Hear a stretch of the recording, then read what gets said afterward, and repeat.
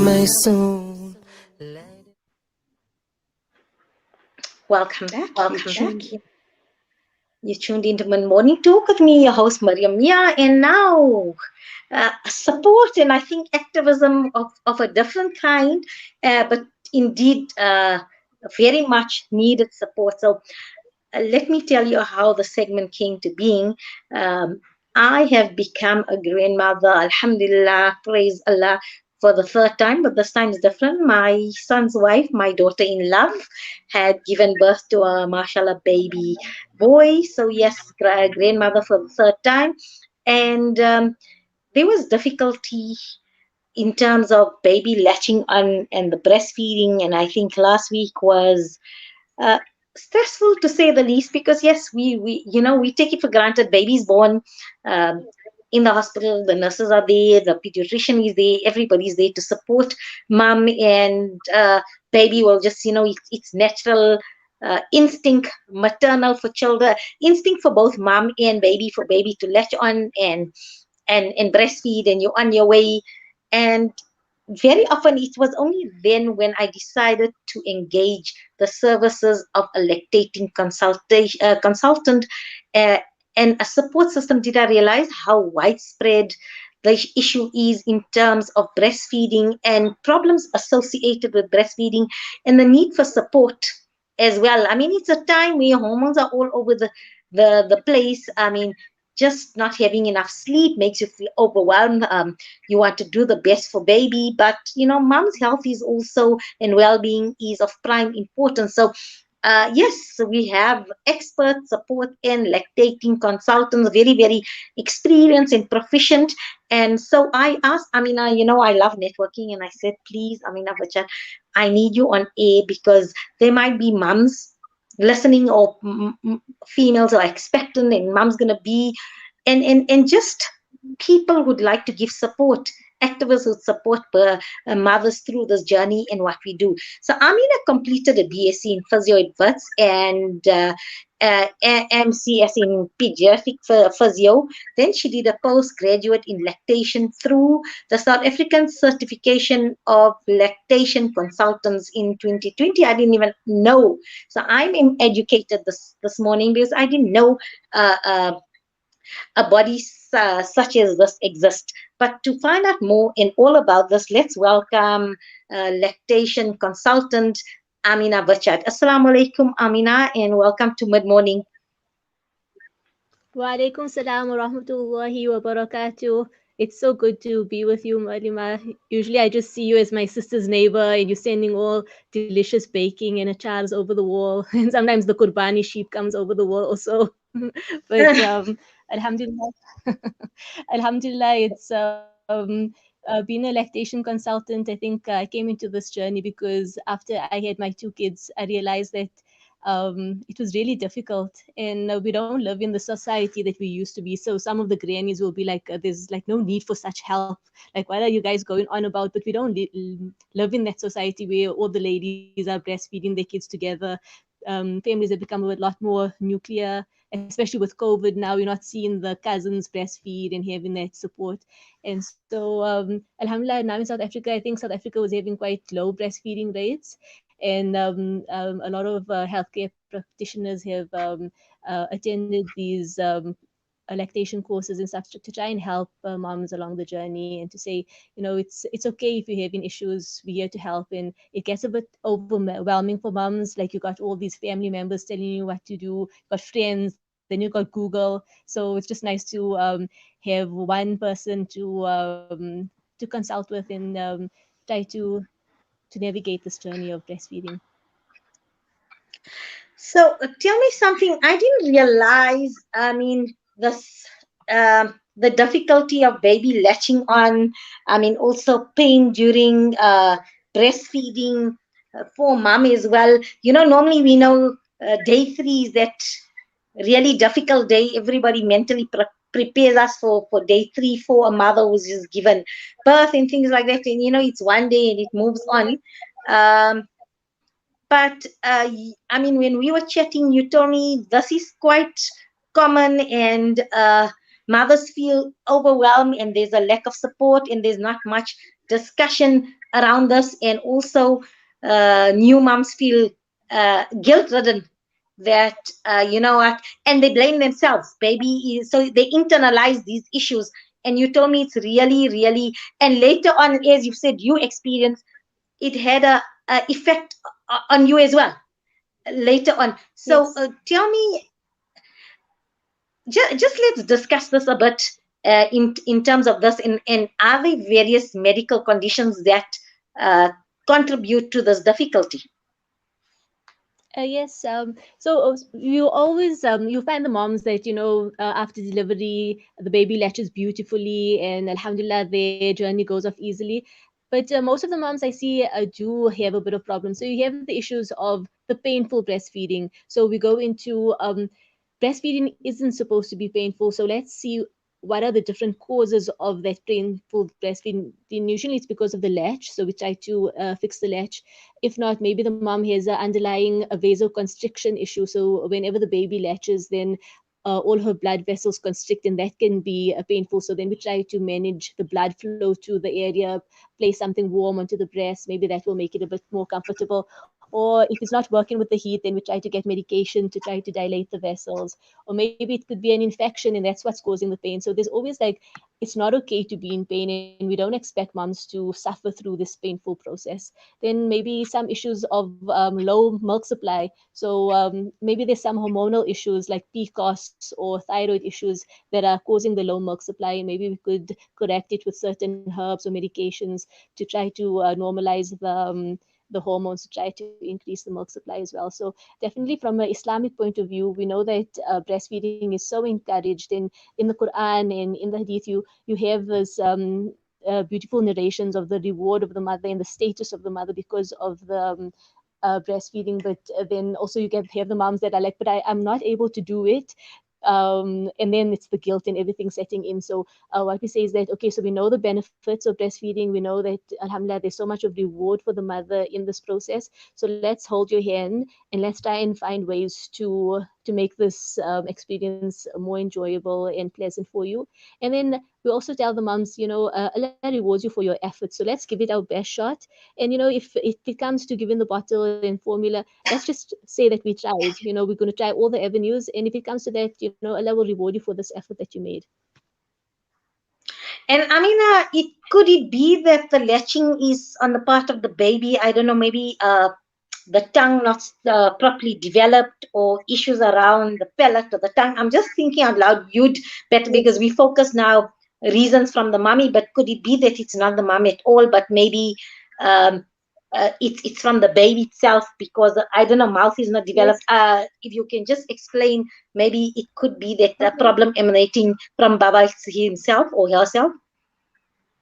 Yes, definitely. So before, they always used to think that it was an issue on the mother's side if the baby wasn't latching, so maybe the inverted nipples or issues with that. But now that we always include an assessment of the baby's mouth when we see the diet for lactation case. So maybe there's a tongue tie, and I know the pediatricians hate it when the lactation consultants come in to say tongue ties, because they're like, there's no tongue tie, but then nowadays we're noticing this posterior tongue tie. So sometimes if I am creating the tongue tie, I'd ask the ENT, those that are specialized in tongue ties, to please have a second look and see. So if the tongue is tethered to the floor of the mouth, it's very difficult for the baby to then extend their tongue and get a good grasp onto the nipple. So maybe there's an issue with the tongue tie or a high palate, or maybe even if the lie of the baby in the birth canal. So maybe if the baby is breech or sunny side up in the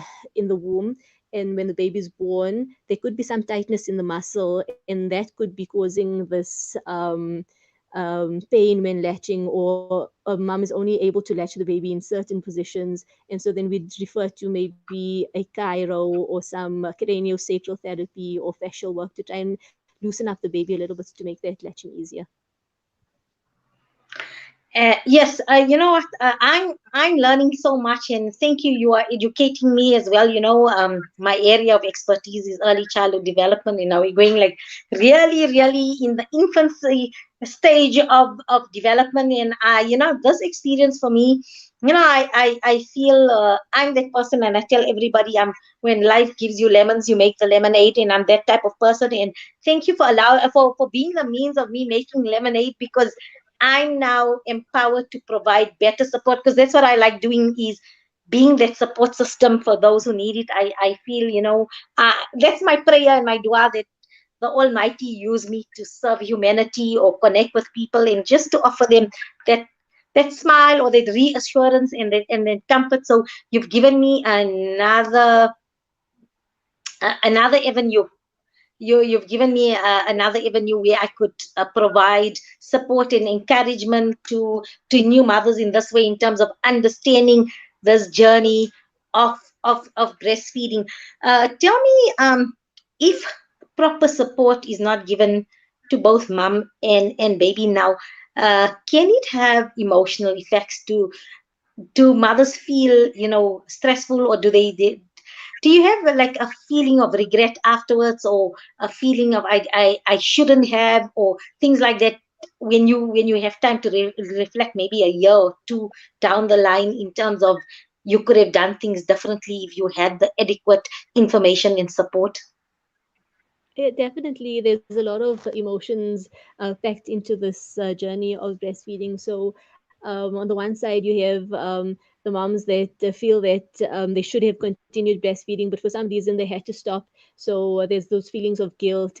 And then there's also, if you like, for my journey, I never, when I was studying the course, I was like, oh, these are the reasons why I found it too difficult. I had PCOS, so I had a low milk supply. That's why the baby was crying all the time. And then so you definitely, I should have rather, for my side, I was like, oh, I should have rather topped up along the way, and maybe it would have been a lot more pleasant, the journey. So, and then also there's a positive side to the breastfeeding as well. So if things are going well, and mom and baby are in this good routine, so I normally tell the moms it takes about 6 weeks to get into a good routine. You learning, the baby's also getting used to life outside the womb. So it's a bit of a learning curve for those first 6 weeks, and then afterwards, alhamdulillah, you get that beautiful hormone oxytocin, which is just the happy hormone, and the moms feel amazing when during the breastfeeding journey. But alhamdulillah, if things aren't going well and there's no one to support you or hold your hand along the way, then it can be a bit stressful. And so what I love to tell the moms is that there's a whole network of people waiting to support moms during that postpartum period. So when I gave birth, I thought it was just the gynecologist and the pediatrician, but actually there's after the 6 weeks checkup, there's the women's health physio that the moms can go to for extra help and support to try to alleviate any back pain or incontinence issues that you might have. You've got the OTs to help you with development. You have the massage therapists and reflexologists. So you also have doulas to come and help the moms with bathing the babies, and if there's no one to help the baby, and just look after the mom as well. So there's this team of people to support moms, and we just need to educate moms to know that they can reach out for help. Okay, so yourself is a lactation consultant specialist. When What do you do? What does a consultation entailed entail in terms of this? You visit moms in, and it's so. What does the consultation entail? If you can just explain to us briefly what type of support and consultation you do. Okay, so basically, I love to start with moms while they're pregnant. So to do the antenatal class with them, just to explain to them how lactation works, the physiology behind that, so that when the baby is born, the mom will have colostrum for a few days. Then it's going to become the mature milk. How to prevent the engorgement when the milk does come in. So just to give the theory behind it, and then once the baby's gone, just to like meet the mom. In the ward, just see that the latch is correct. So if you can correct the latch, then maybe a lot of the problems can be alleviated along the way. And then so we put them in levels. So some moms just need a little bit of support, the antenatal education, and one visit in hospital, and they on their way. A few more moms need a few more visits initially, and they on the way after that. But a lot of moms need they in the third category, they need a lot more support. So maybe the baby has some issues with the sucking, maybe, and the latching is an issue, and the pain is an issue. So we hold that mom's hand throughout the journey, and the journey of breastfeeding for some moms will be about 2 years, and things will crop up along the way, and we're just there to help them. So if moms have pain, if there's issues with the latching, if there's issues then with weaning, how to go about that as well, just to guide moms. Amina, and also I'm sure, like everybody else, during COVID, you had to pivot as well in terms of the type of support you offered mum. So it had to be virtual supports as opposed to physical consults, especially if it required, I mean, hospital visits were no. Uh, for yourself, I'm sure, and also then when the stringent lockdowns happen. So, do you now offer virtual consults, and then maybe has that increased? So you're not confined to a geographical barrier, so now you can reach a lot more mums in this way. Do you now do you work in terms of virtual consults as well? Alhamdulillah, with COVID, we've been introduced to this whole world of online teleconsults, and it's something that I would have never delved into before. So during COVID, I made sure that we stayed in the green zones in the hospital. So I'm given permission to work at Park Lane. So if moms did need help physically, I would go in there, and then we'd have to suit up and be a bit more careful and make sure with our hand washing and that everything was sterile and clean. And then I started online consults. So there's antenatal classes. I think most parents prefer to do it online. It's just so much more convenient for them. And then if moms along the way needed help, we did online teleconsults, and also there's beautiful videos now that we give moms, so maybe they can get involved in the consult as well, because in terms of giving feedback to the consultant is we won't be, consultant won't be able to do a physical examination in some instances, so just the moms to give photos or maybe feedback on what's been happening. So it's been a bit more challenging in terms of getting that feedback, but alhamdulillah, it's worked out well with the online consults. And what we did now is that we had a conference a few weeks ago. We realized that moms across the world needed help in terms of that postpartum period. So we got a gynae, some appas involved to discuss the fiqh of the postpartum period. We got someone speaking about positive birthing and how to make that birthing experience a beautiful one. We did the lactation, and we had Appa speaking about the spiritual aspects of parenting, and I think alhamdulillah that worked out so well, just online, being able to connect with people across the world. It was really beautiful. And is there a support group, or how do we contact yourself as well as your team of lactation consultants or specialists? Is there Instagram, or how do we connect with you if somebody listening out there requires support, or somebody listening says, I know somebody would require this type of service? How do we? Is there a website, or how we do it? So you can contact me on my Instagram handle. It's liquidgold_Josie. And depending on which area you're in, I can find out from the other lactation consultants who's near you, who'd be able to give you a physical support. If you're in a really rural area, we'll try and give you a teleconsult. And so there's just always support. So you can try my Instagram handle. Inshallah, we can try and get as many moms supported during this period. I'm smiling because I so love this liquid gold, because Alhamdulillah, it's liquid gold that Almighty has bestowed to mothers.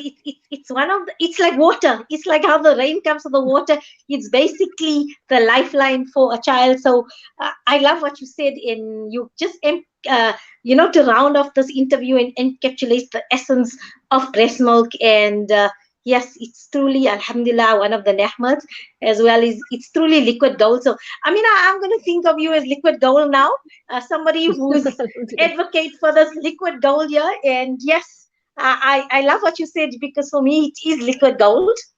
And yes, the nutrition, and I mean, you can't put a price. So even if moms choose to express, and even at least for 4 months, they say, if children can drink this liquid gold. I know that's a topic for another day, but I mean, There are milk banks as well, because people know the value of breast milk, and truly indeed, alhamdulillah, it is liquid gold. So if you search on Instagram liquid gold, and I'm sure before you could even know, Amina would pop up, and yes, she will refer you to somebody in your area, or if she says if you are somewhere in a place that is not very populated or accessible, and you have Wi-Fi or data or internet connection, then alhamdulillah, help is on hand. Otherwise, even a good old fashioned teleconsult would do. So yes, support and help is on hand.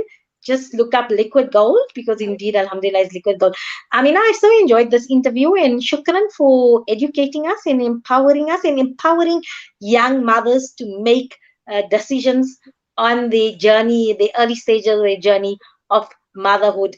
May you go well, and inshallah, may you touch the lives of many, many more mothers, you and your team of lactation consultants.